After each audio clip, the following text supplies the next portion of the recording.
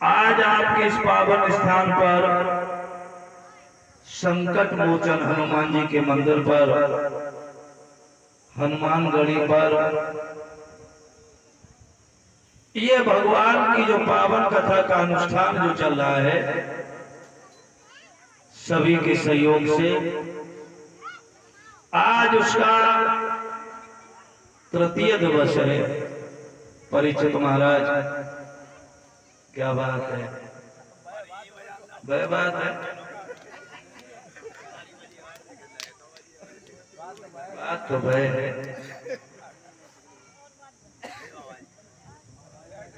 ये बुढ़ापा तो सबके ही ऊपर आ रहा है। गई जवानी बुढ़ापा जो आया, सबको लगने लगा तू पर आया। बाल बच्चे कहे मर जाए बूढ़ा, जो कमाने के काबिल। तेरा हर एक श्वास हीरा मोती, जो गवाने के काबिल नहीं। ये बुढ़ापा देख कर रोया, अरे नादान परदेसी। जवानी नींद भर सोया, अरे नादान परदेसी। ध्यान रखना।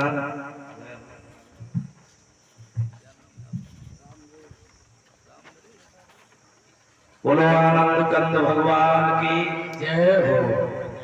हमारे परम सम्मानीय बड़े भ्राता श्री राम नरेश यादव, अब इन लोग बहुत जल्दी आए, वो बड़ा समय से पहले आ गए। हमारे राम नरेश बड़े भ्राता जी 101 मुद्राओं से ठाकुर जी के चरणों में, बिहारी जी के चरणों में श्री राम नरेश बड़े भ्राता 101 मुद्राएं प्रभु के चरणों में समर्पित करते हैं। कामना करेंगे इनके हाथ दान की तरफ बढ़ते रहे।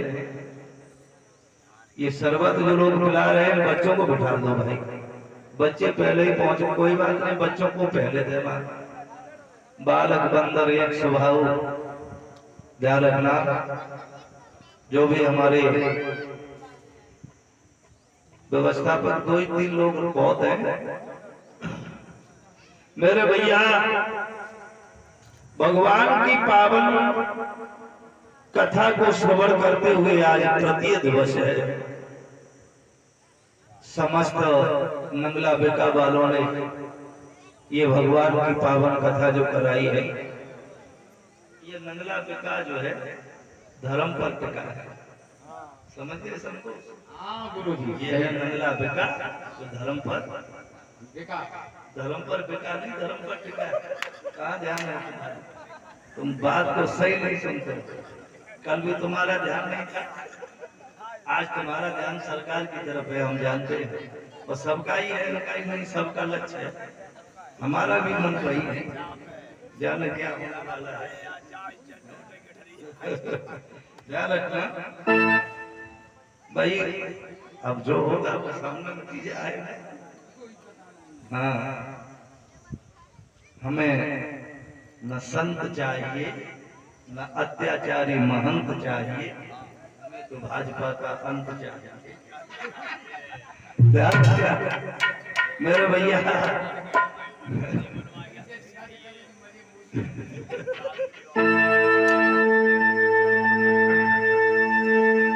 भगवान की बड़ी पावन कथा पूज्य गुरुदेव जी के मुखारविंद से आप लोग श्रवण कर रहे थे। महाराज ऋषभ देव और जड़ भरत का आख्यान। पास पास बैठा करो दोनों को, गठबंधन करके। गठबंधन की सरकार बनने वाली है, गठबंधन करके बैठा करो। बहुत दूरी बना के बैठते हो, मालूम पड़ता है खटपट। ध्यान रखना, भगवान के भक्त जो हुए हैं, ऋषभ देव और जड़ भरत का आख्यान। राजा रघुगढ़ कपिल देव के पास में विद्याधन करने जा रहे हैं। लेकिन रास्ते में भरत मिल गए। भरत का संवाद जब हुआ है तो संत हो गए, सत्संग हुआ है तो महात्मा बन गए राजा रघुवर। एक घड़ी आदि में पुण्याद, और तुलसी संगत साधु की हरे को अपराध। इसे सत्संग कहते हैं। थोड़ी देर सत्संग हुआ, ए मैया बताओ नहीं कोने में बैठे। थोड़ी देर सत्संग हुआ और महात्मा हो गए राजा रघुवर। आज आप देख रहे हो 7 दिन सत्संग होता है परिचित महाराज। 11 दिन की कथाएं होती, 9 दिन की कथाएं होती। अब न कहने वालों को बैराग हो रहा है जर्मन भैया, और न सुनने वालों को। पिताजी को 40-50 साल हो गए, उन्हें भी अब बैराग नहीं। आप बेंतोल जायज में मेरे भैया, एक घड़ी आदि में पुण्याद, और तुलसी संगत साधु की अपराध। मेरे प्यारे भक्तों, कल मैंने बताया था आपको, जिस समय ब्रह्मा जी ने सृष्टि की रचना की है, ब्रह्मा जी ने अपने शरीर को 2 भागों में बांटा, एक नर और एक नारी। आज माताएं खूब प्रसाद ला रही हैं, इकट्ठा रखते जाओ। चरण अमृत और पंजीरी की आज तो भरमार है। ध्यान रखना, मैंने कल कहा था खाली हाथ नहीं आना है, तो आज प्रसाद भी आए। मेरे भैया, ब्रह्मा जी ने अपने शरीर को 2 भागों में बांटा, एक नर एक नारी। नर का नाम स्वयंभू मनु पड़ा, नारी का नाम शत्रुपा पड़ा। इनके 3 कन्याएं पैदा हुई, 2 पुत्र पैदा हुए, उत्तानपाद और महाराज प्रियव्रत। उत्तानपाद बड़े, प्रियव्रत महाराज छोटे। उत्तानपाद अयोध्या के सम्राट कहलाए। इनकी पत्नी का नाम था सुनीति। बहुत ध्यान दें, सुनीति शब्द का अर्थ होता है जिसकी सुंदर नियत हो।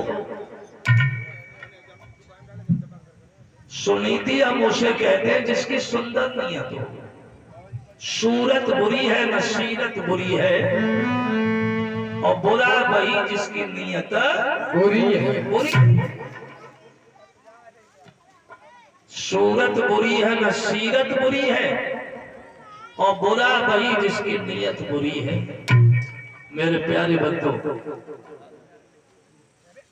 सुनीति शब्द का अर्थ होता है जिसकी नियत सुंदर हो। आज आदमी की नियत खराब हो, देख रहे हो, जरा सी बात पे थोड़े से धन के ऊपर नियत बिक जाती है। ये थो नामा तथो गुड़ा। व्यक्ति का जैसा नाम होना चाहिए वैसे ही गुण होने चाहिए। जनाए कि बिटिया को नाम धल्लो लज्जावती। अगर यहाँ कोई लज्जावती बैठी हो बेटी, माफ करना, और चौराहे पे खड़े होकर के पान खा रही है। हमने तो कई माताओं को बीड़ी पीते हुए देखा है। अभी हमारी कथा चल रही थी नैन शुक्ला इटावा के पास, लाकापुर कटरा से।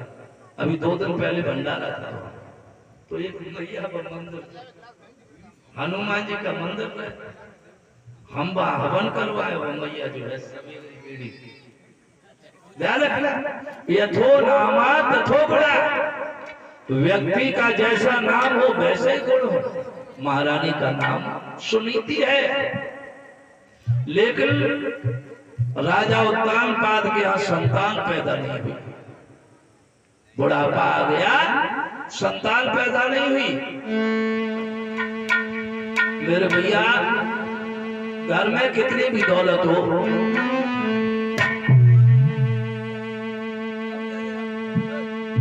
समाज में कितना भी सम्मान हो, परीक्षित महाराज, कितनी भी दौलत हो, समाज में कितना भी बड़ा सम्मान हो, अगर दौलत से खेलने वाला खिलौना नहीं है, दौलत नीरस नजर आती है। राजा उत्तानपाद के यहाँ कोई संतान नहीं पैदा हुई। अब तो राजा उत्तानपाद बड़ा दुखी हुआ।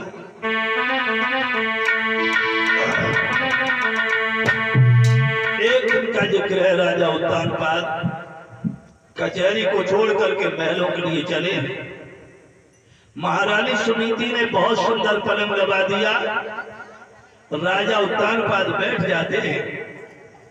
महारानी हाथ जोड़ करके कहने लगी, हे प्राणेश्वर, देखिए वही पतिव्रता होती है जो पति को मंत्री की तरह सलाह दे।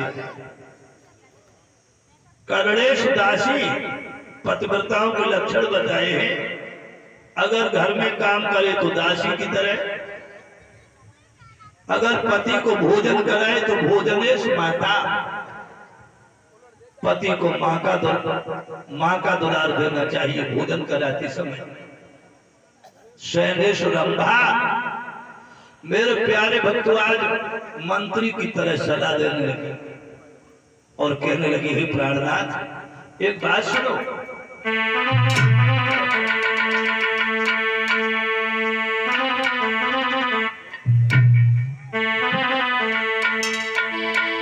इतने दिन नए संतान भाई, दुनिया जे हंसी उड़ाती है।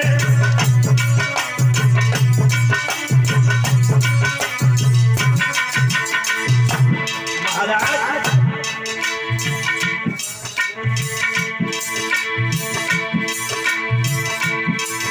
इतने दिन नए संतान भाई, दुनिया के हंसी उड़ाती है।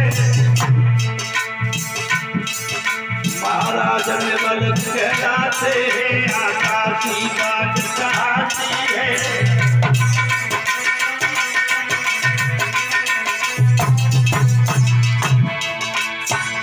कोई तो आपको निबल कहता है, कोई हमें बात कहता है। महाराज ने बल कहलाते हैं, आकाशी बात कहती है। महाराज ने बल कहलाते हैं, आकाशी बात कहती है।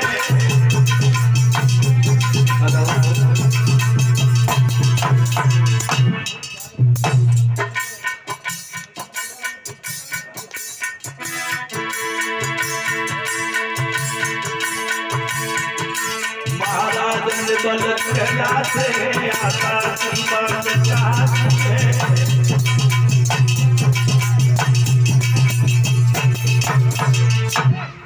मैं आपसे कुछ कहना चाहती हूँ।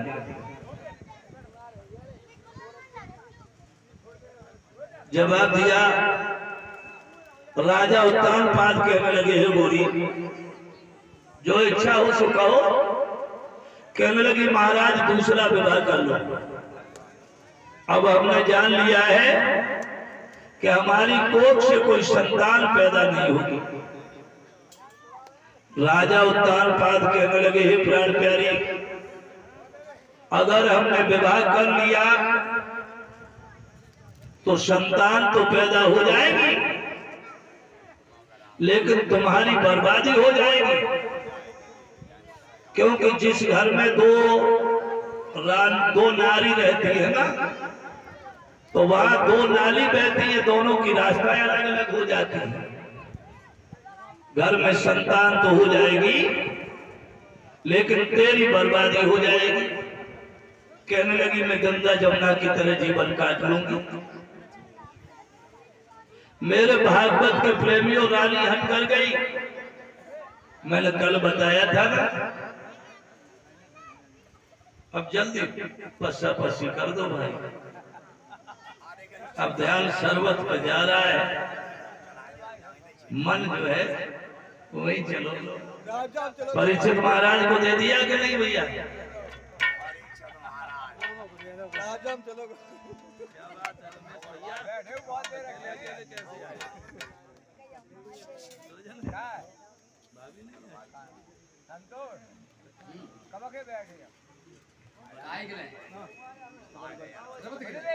बोलो आनंद कंद भगवान की। ये हमारे बड़े भ्राता बलबीर सिंह यादव नंगला विकास है। बड़े भ्राता बलबीर सिंह यादव नंगला विकास है। 101 मुद्राएं बिहारी जी के चरणों में भेंट करते कामना करेंगे बलबीर जी के हाथ हमेशा दान की तरफ बढ़ते रहे। तुलसी पच्छिन के पिए घटे न सरता नीर और धर्म करे धन ना घटे तो सहायक रघुवीर। मेरे भैया जो लोग अपने धन का कुछ हिस्सा धर्म में लगा देते हैं वो महान होते हैं। हमारे परम सम्मानित बलबीर सिंह यादव नंगला विकास है। 101 मुद्राएं बिहारी जी के चरणों में भेंट करते हैं। कामना करेंगे इनके हाथ हमेशा दान की तरफ बढ़ते रहे। श्री सुखदेव जी वर्णन करते हैं राजा परीक्षित महारानी हट कर गई। जवाब दिया आपको दूसरा विवाह करना ही होगा। तो राजा उत्तानपाद ने विवाह किया। उस रानी का नाम सुरजी है। बड़ी रानी का नाम क्या है परीक्षित महाराज? कहा देख रहे हो? सुनीति। और छोटी वाली का नाम सुरजी। सुरजी है। सुरजी शब्द का अर्थ क्या होता है संतोष? सुरजी हम उसे कहते हैं अपनी इच्छा हो सो ही काम करे। अपनी इच्छा हो तो मायके चली जाए महाराज जी। अपनी इच्छा हो तो ससुराल में चली जाए। अपनी इच्छा हो तो घर को पूरा साफ सफाई झाड़ू पोछा कर ले। अपनी इच्छा हो तो बासी पड़ा रहे। सुरुचि स्व माने अपनी रुचि से जो काम करे उसे सुरुचि कहते हैं।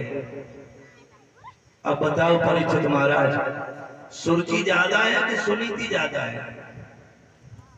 आजकल सुरुचि ज्यादा है कि सुनीति?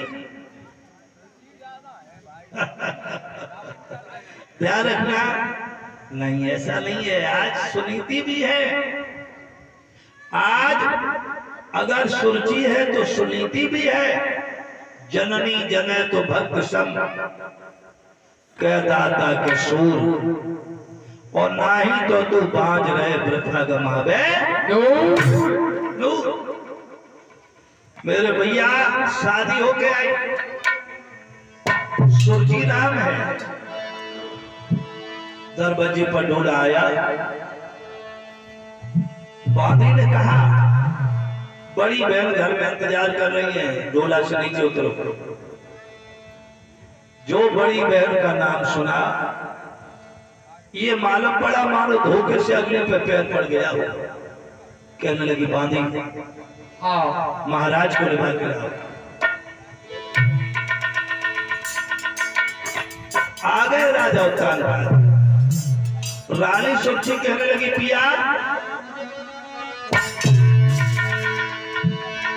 जब एक तुम्हारे रानी थी तो हमें व्यर्थ में लाए हो, तो हमें व्यर्थ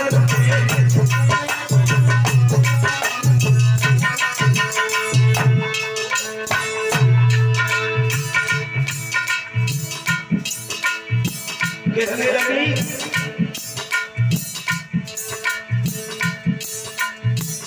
हमारे परम सम्मानी परम आदरणीय दोनों लोग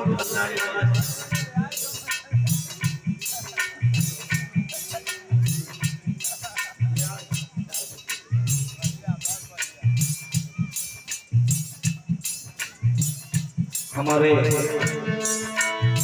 परम सम्मानित परम आदरणीय महेश चंद्र यादव पूर्व कमांडेंट अधिकारी भगवान के दरबार में फल अर्पण करके 501 मुद्राएं बिहारी जी के चरणों में भेंट करते हैं। इन्होंने जो अपने पूज्य पिताश्री संत ब्रह्मलीन अज्ञाराम संत ब्रह्मलीन सत्संग भवन हनुमानगढ़ी का जो निर्माण करवाया, ध्यान रखना प्रतिवर्ष इस पावन स्थान पर जागृति होती है। जन जन के सहयोग से जो भगवान की पावन कथा होती है, बहुत बड़ा आपका सहयोग है। सहयोग को पूरा गांव पूरा क्षेत्र कर रहा है। आप तो नजायज में कम हो गए रिश्ते भंडारा।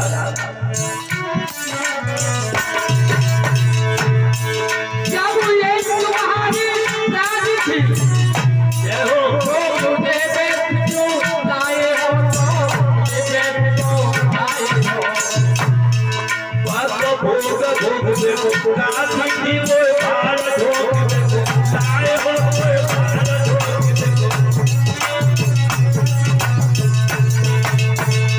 महाराज।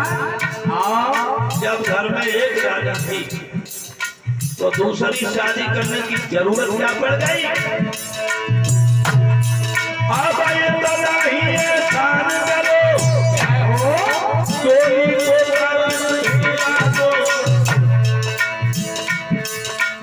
स्वार्थ के संग में मौज करो तो जागो।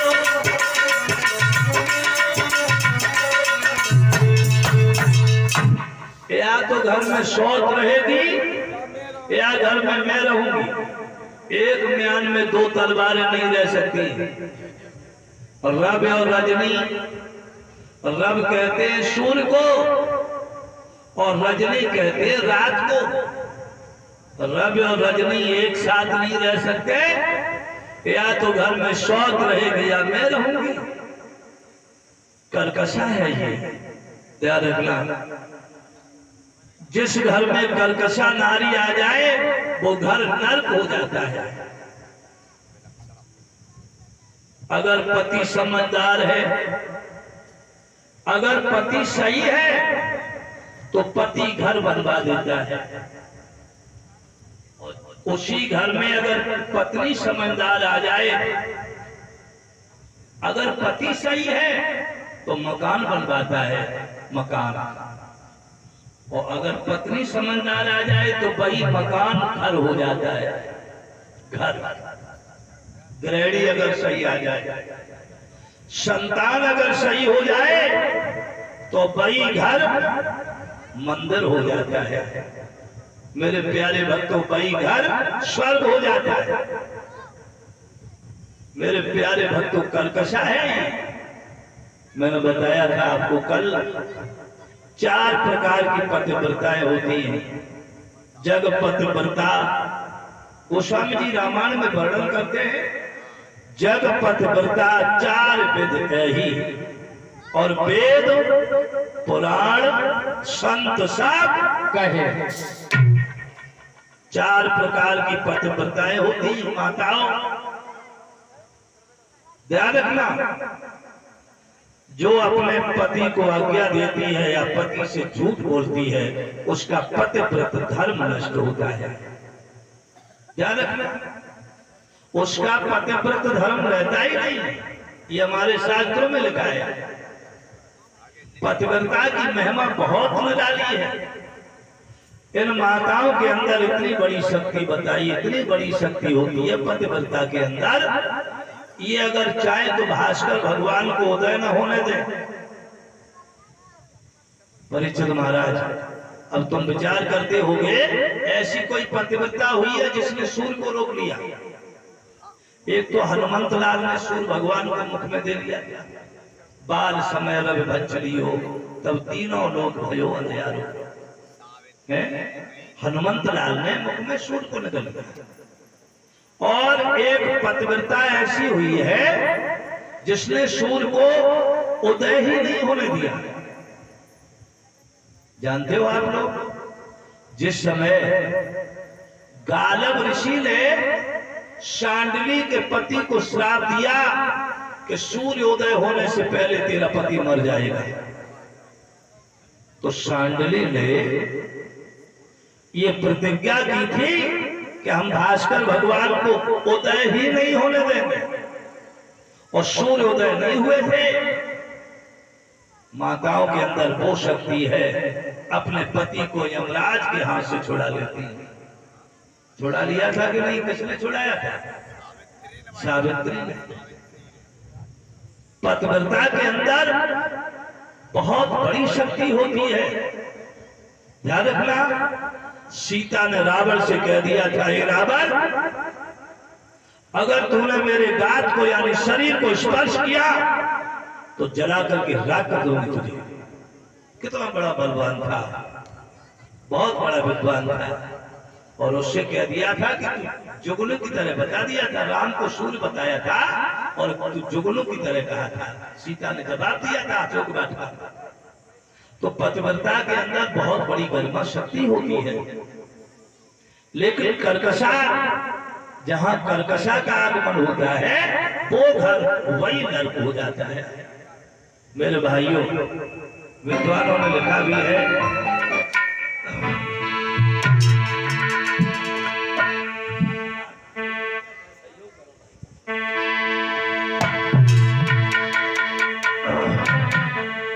अरे दुश्मन मिल जाए शाम सवेरे मतलबी यार ना मिले।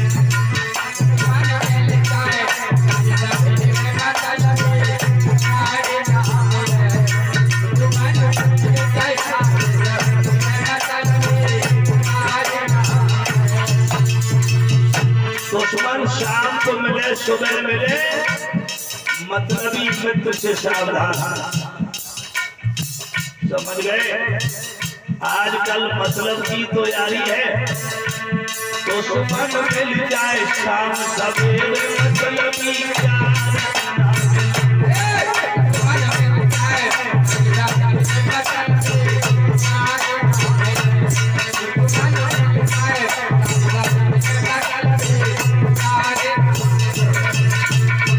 और परिचित महाराज, औरत गोरी हो जाए काली कर्कशा,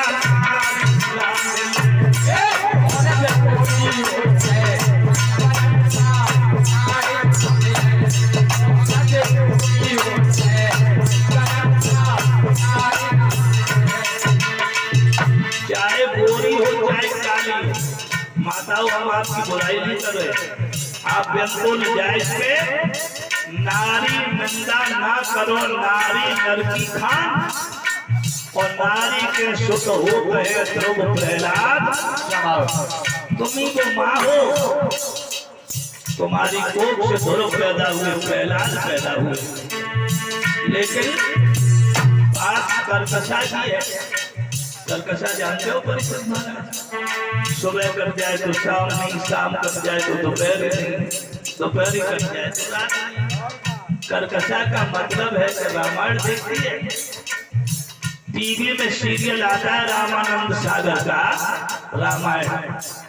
रामायण देखेगी लेकिन करेगी महाभारत। देखिए रामायण, करेगी महाभारत। और गोरी हो जाए काली कर्कशा,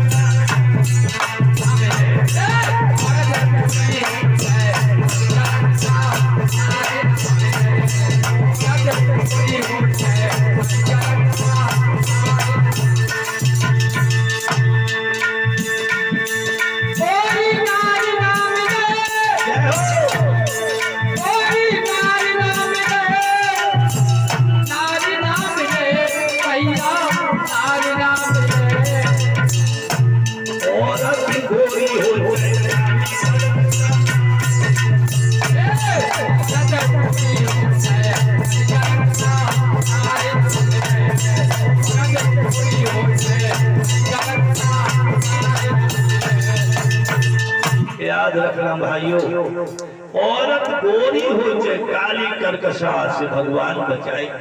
ये कर्कशा है, आते ही आते इसने घर में नर्क बना दिया। राजा उत्तानपाद सुनीति के पास बड़े प्रेम से रहते थे, भले ही संतान भले ही औलाद नहीं है लेकिन प्रेम था। और इसने आते आते जहर बोल दिया, जहर बोल दिया। विष्कुंभम पयोमुखम। रमेश भैया, ऐसे व्यक्ति से सावधान। विष्कुंभम पयोमुखम वर्जेत्यादृशम मित्रम विष्कुंभम पयोमुखम। हमारे शास्त्रों में लिखा है कि जो सामने मीठी मीठी बात करे और परोक्षे कार्य हंतारम। माताओं तुम भी ध्यान दो, ऐसी पड़ोसन से मित्रता भी घातक होती है कि तुम्हारे सामने तो बड़ी मीठी मीठी बतिया के तुम्हारे पेट की उगलवा दे, और परोक्षे कार्य हंतारम, पीछे कार्य को बिगाड़े। वर्जेत्यादृशम मित्रम विष्कुंभम पयोमुखम, पीछे बुराई कर दे। ऐसे व्यक्ति को ऐसे छोड़ देना चाहिए। वर्जेत्यादृशम मित्रम पयोमुखम। घड़ा तो बहुत अच्छा है, और घड़ा के अंदर, घड़ा के ऊपर पैमाने दूध, पैमाने क्या होता है? दूध। ऊपर दूध रखा है पयोमुखम, और अंदर क्या भरा है? विष। अंदर विष भरा हुआ है पयोमुखम। मेरे प्यारे भक्तों, ऐसे मित्र को छोड़ने में भलाई है। मेरे प्यारे भक्तों, आज रानी सुनीति की सौत जो सुरजी आई है, आते ही आते घर को नर्क बना दिया। माताओं, आप अगर चाहो तो घर को स्वर्ग बना दो, और केवल माता ही स्वर्ग नहीं बना सकती, ऐसा नहीं है, उसमें सहयोग भाइयों का भी होना चाहिए। अब मैया तो ऐसी है कि स्वर्ग बनाना चाहती है, और पति संध्या को ठर्रा पगुआ पी करके रोज आके महाभारत करता है, तो कहां तक ये स्वर्ग बनाएंगी? सहयोग आपका भी होना चाहिए, तब वही घर स्वर्ग होता है। ये नारी घर की लक्ष्मी होती है, और पति जो होता है वो घर का देवता होता है। मेरे भाइयों, रानी सुनीति को जब पता चला कि मेरे पति के ऊपर घोर संकट है, मेरे भैया आरती उतारने के लिए चली अपने सौत की, और कहा कि बहन डोला से नीचे उतरो। जोश में आरती उतारी, आगे बढ़ के सुरजी ने सुनीति की छाती में लात मार दी। नालायक, बूढ़ी बिल्ली भगतन बन के चिड़ियाघर में रहना चाहती है। जैसे ही लात लगी है, महारानी उठ करके खड़ी हो गई। राजा पीठ फेर करके खड़े होकर के रोने लगे। मेरे भैया, श्री सुखदेव जी वर्णन करते ही राजा परीक्षित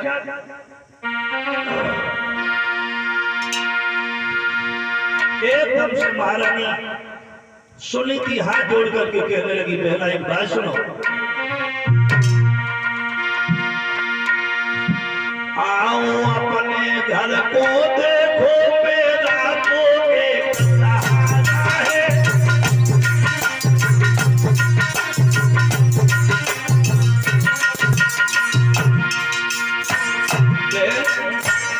ये पूरा का पूरा सब राजपाट तेरा है। मैं तेरी बात बन के रहूंगी, लेकिन घर चल।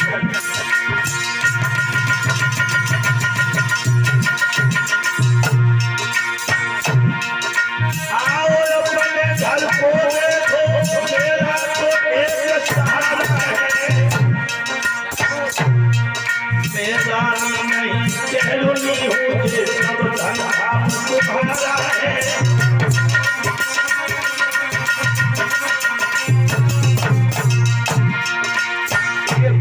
पूरा सब राजपाट तेरा, मैं तेरी दासी बन के रहूंगी, जो हुक्म करेगी वही काम करूंगी। घर के अंदर चलो, ऊपरी शहर में कर दूंगी जब कैसी आज्ञा पाऊंगी। बेटा तो रोटी में तेरी रहियो में तेरो लड़ा खिलाऊंगी।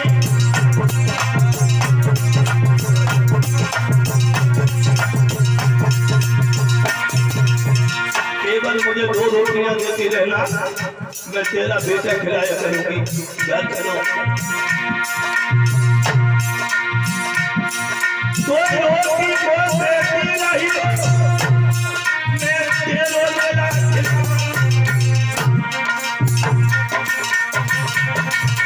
रोटी को देती नहीं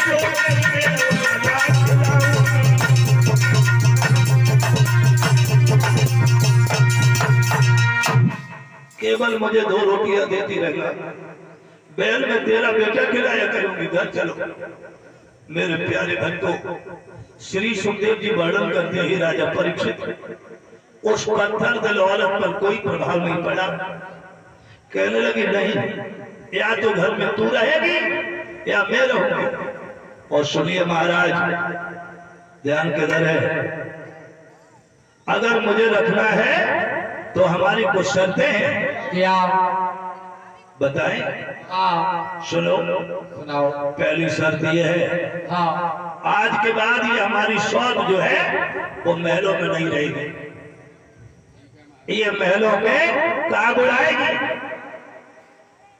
और दूसरी शर्त यह है, ये जौ की रोटी खाएगी। किसकी रोटी बताइए? जौ की। बेजर।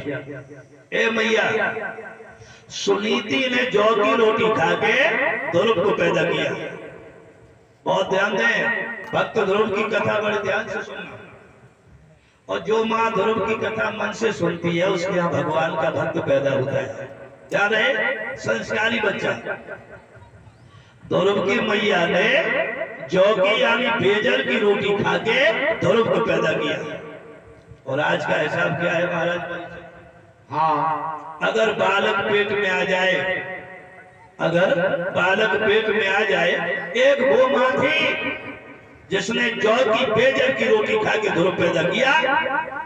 और आज अगर बालक पेट में आ जाए तो माताएं गरी खाए, छुआरे खाए, किशमिश खाए, काजू खाए, बादाम खाए, पिस्ता खाए, मुलक्का खाए, पड़ुआ खाए, मट्टी खाए, कुल्हड़ खाए। रुक जाओ महाराज, सही कह रहे थे। अच्छा,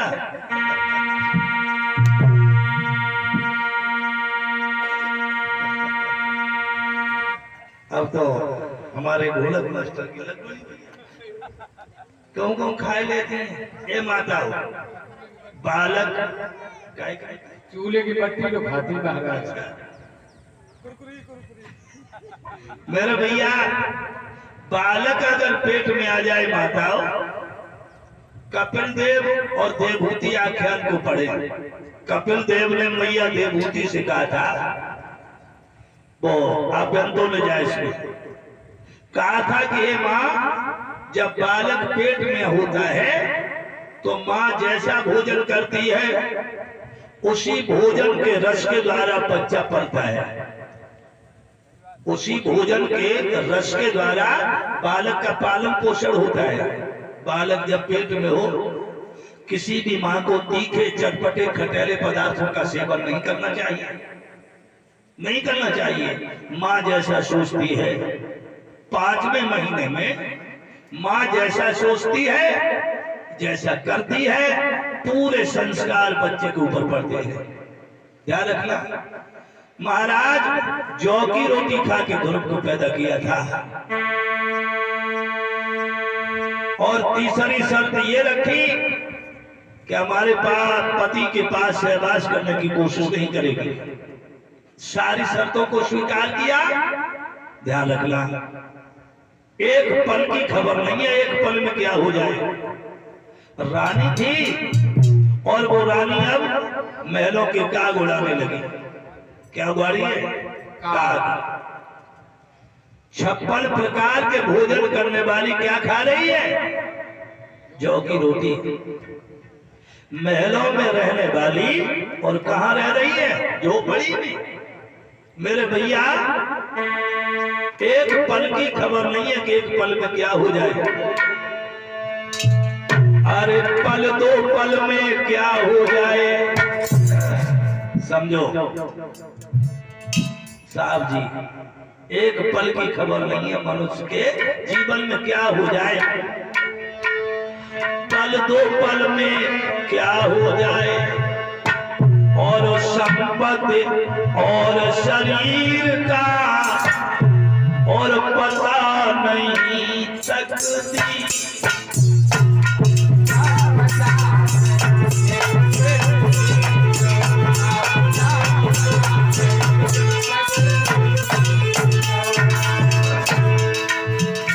पल दो पल में क्या हो जाए,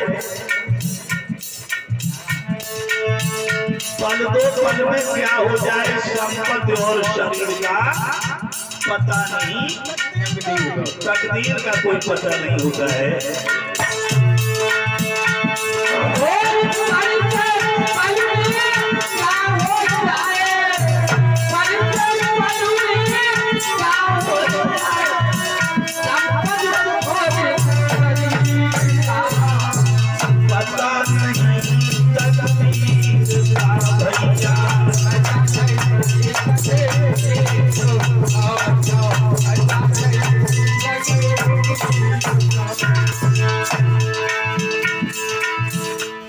महाराज दशरथ के 4 बेटा, राजा दशरथ के 4 पुत्र थे। राम लखन सीता वन को गए थे। राजा दशरथ के 4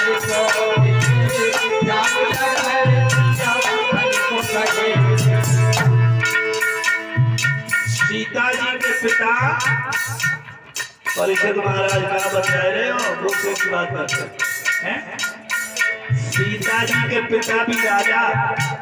सीता के पिता कौन है? जनक। ध्यान का है, सीता जी के पिता जनक जी राजा और सीता जी के ससुर दशरथ भी राजा थे।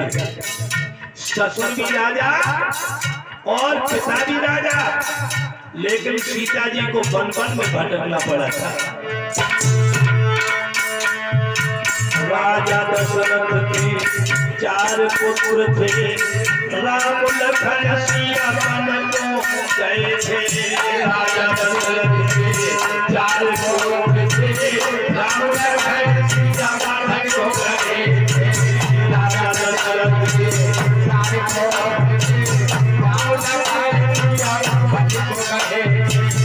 और संतोष देखिए किस्मत का खेल।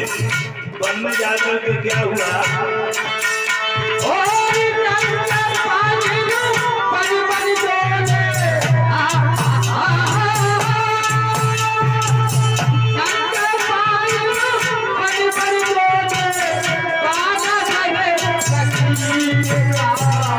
पता नहीं तकदीर का।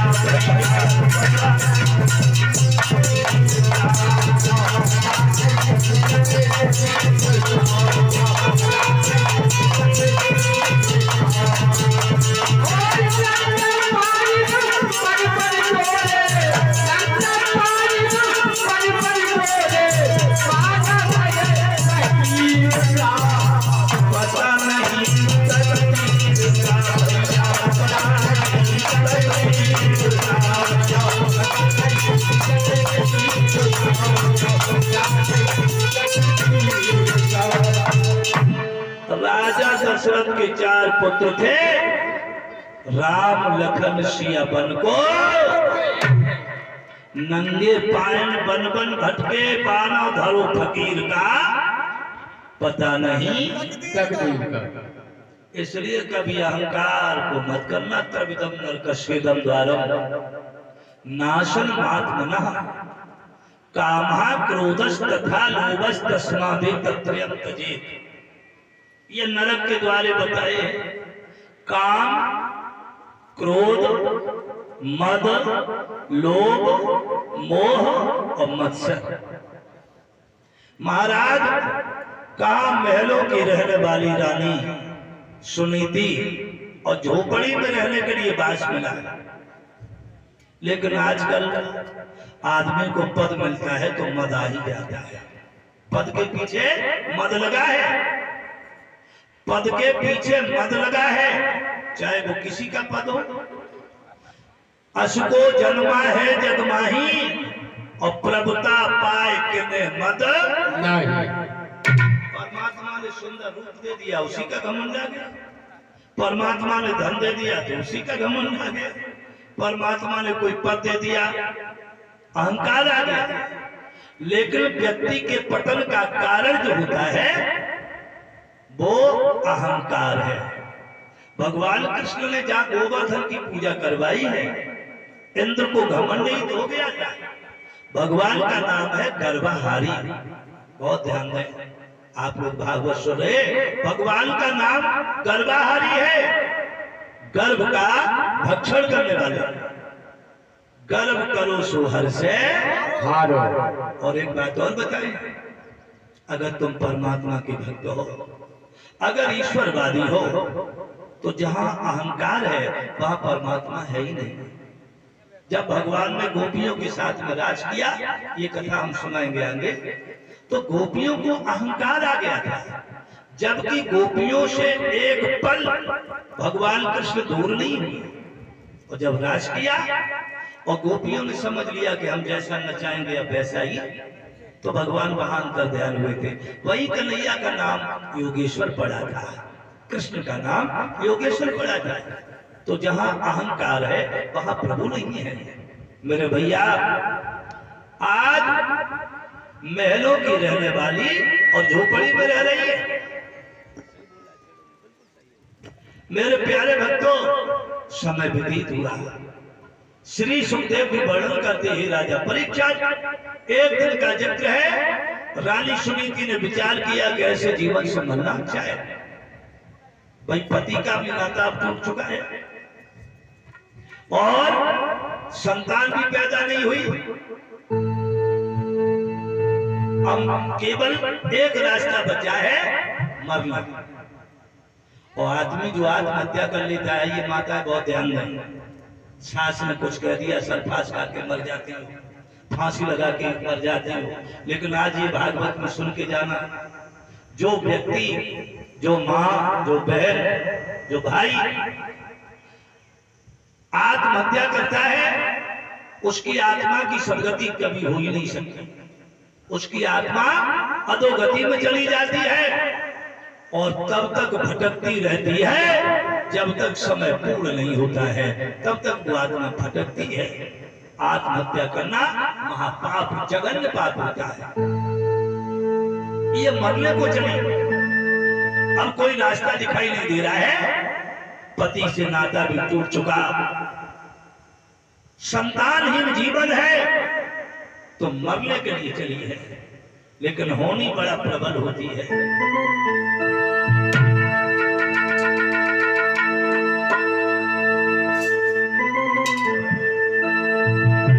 इधर तो ये मरने को जा रही है और उधर से देव ऋषि नारद का पदार्पण हो रहा है। नारद जी आ रहे, एक वन में पहुंची, उसी वन में नारद जी से भेंट हुई है। और संत के दर्शन तभी होते हैं जब परमात्मा की कृपा होती है। ध्यान रखना, आपके गांव नगला बिका में बड़े बड़े ऋषि महर्षि, जहां ये मंदिर बना हुआ है, बहुत प्राचीन मंदिर है, आजकल का नहीं है ये मंदिर। अब आप ही लोग बताते हो, बहुत प्राचीन मंदिर है। यहाँ किसी महात्मा ने जरूर तपस्या की होगी, और उन्हीं महात्मा ने छोटी सी मठिया बनाई होगी हनुमान जी की।